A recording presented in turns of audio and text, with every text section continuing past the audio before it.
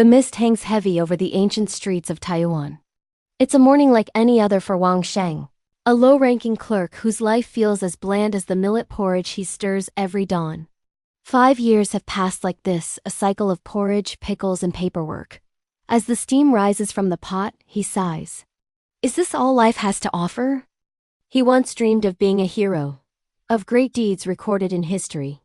Now he's just a man drowning in trivial disputes and official reports. His wife, Ronger. She suffers quietly alongside him. But what can he really give her?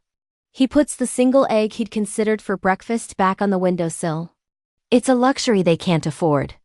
Pei Rong enters the kitchen, her presence a quiet comfort in the dim light. She's simple, resilient, her love for him steady even if unspoken. She takes the spoon from his hand, her touch gentle. Husband, you're up so early again. Let me. She worries about the long hours he works, the weariness in his eyes.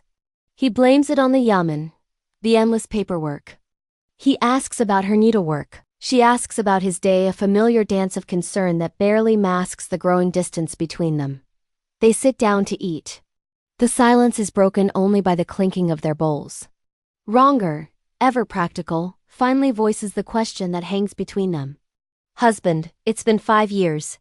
About having a child, should we see a doctor? Wang Sheng's gaze drops. When there's time, he murmurs, don't worry. But the worry is there, a guest at their table. As he leaves for work, Ronger adjusts his collar, her heart aching with a silent plea. She watches him disappear into the fog, feeling their marriage has become like this morning's porridge, warm, but tasteless. She knows he's restless, but all she can do is hold their fragile home together.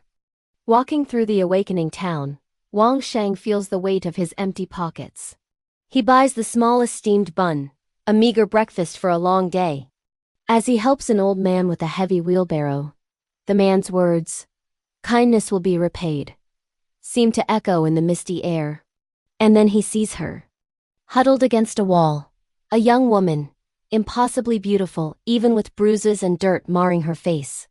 Her name is Xiao Wei, and her story tumbles out in trembling sobs. Sold as a concubine, tortured by a cruel mistress, she ran for her life and now has nowhere to go. Wang Sheng's heart, starved for the romance and heroism he'd only read about in books, is moved. This isn't a government report. This is a damsel in distress, a living, breathing story. In a moment of impulse, he makes a decision that will change everything. He tells her she can stay in the empty study in his back courtyard, a secret refuge. He justifies it to himself, he's just helping someone in trouble. She's so pitiful. It's not wrong, is it? He sneaks her back to his home, settles her in the dusty room filled with his old books, and brings her the porridge and the single egg he had denied himself. As she eats, her gratitude shines in her eyes. Sir, you are truly kind, she whispers. He tells her to rest, to stay hidden, and rushes off to the yamen, his heart pounding with a mixture of fear and a strange, thrilling excitement. At the yamen, the world is the same, but Wang Sheng is different. His assistant magistrate praises his work, hinting at a promotion, but his mind is miles away, back in the small study with the beautiful stranger. His colleague, Jiao Li, notices his distraction. Brother Wang, you seem different. Good news? Wang Sheng brushes it off, but he knows the secret is a heavy one. How can he ever tell Ronger? It's just temporary shelter, he tells himself. Nothing more. Meanwhile, Pei Rong sits at her needlework stall, the town's gossip swirling around her. Auntie Li's well-meaning questions about children are like tiny needles pricking her heart. She lowers her head, accidentally stabbing her finger, but swallows the pain. That evening, when Wang Sheng returns, the familiar quiet of their dinner feels different. It's not just tired silence. It's a silence filled with his secrets. Ronger sees him zoning out, senses his distraction, but his excuse is always the same. Just tired. Later, as Wang Sheng retreats to the main study, supposedly to read, Pei Rong washes the dishes. Her reflection staring back at her from the bucket of water. She gazes out into the darkness, a profound loneliness settling over her. She doesn't know that in the back courtyard, A second light now glows.